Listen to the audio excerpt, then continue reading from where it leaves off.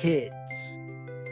Welcome back to Giggle Table World where imagination blossoms and every story sparkles with magic. Today, we're diving into a charming tale called David and Goliath. Once upon a time, in a faraway land, what if the smallest among us held the greatest courage? What if a shepherd's faith could conquer a warrior's blade? And what if you were called to stand when others ran? This is the story of David and Goliath. There was once peace in the land of Israel, but peace never lasts forever. Trouble was coming fast. War was on the horizon. The Philistines attacking our land. The soldiers marched with dread in their hearts. "Tomorrow we crush them," growled a Philistine captain. Israel's soldiers were led by King Saul, the nation's first king. Even though he was welcomed with cheers, his heart was heavy, because among the enemy stood a giant, fierce and unshaken, Goliath. Each morning, Goliath strode to the front lines like a storm. "Send someone to fight me. If he falls, you all bow to me." He wasn't just a man, he was a monster. No soldier dared to face him, not even King Saul. With fear growing, Saul sent messengers across the land to gather more men. One arrived at Bethlehem, where an old man named Jesse lived with his 8 sons. "Who among you will fight?" the messenger called. David, the youngest son, watched his older brothers prepare. "This is my chance," he whispered. But David was too young. He stayed behind to care for the sheep, even though his heart longed to be on the battlefield.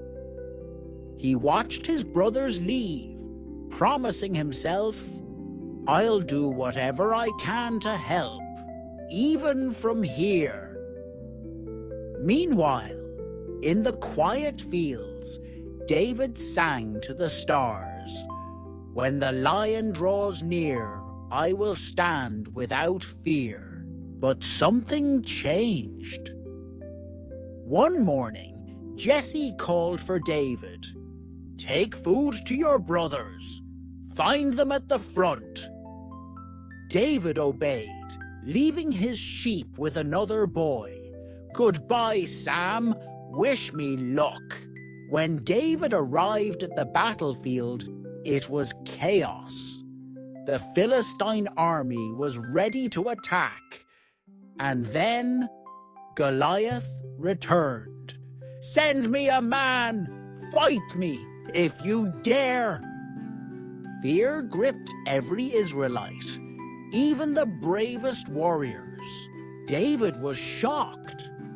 Who is this giant that mocks the army of the living God? His brothers scolded him. "David, go home. Don't be foolish." But David stood firm. "If no one will fight, then I will." The rumor spread quickly. A boy wanted to fight the giant. He was taken to King Saul, who couldn't believe it. "You're just a child." But David replied, "When lions came for my sheep, I fought them. It wasn't my strength. It was faith that saved me." King Saul stared at him, finally whispering, "Then may God be with you. Go." David stepped onto the field with nothing but a sling and 5 stones. Goliath roared with laughter. "You send me this? A boy?" "Oh," but David said, "You come with sword and spear. I come in the name of the Lord." With one swing, crack, the stone flew, fast, true. Goliath fell, silence. Then a roar of victory. For Israel!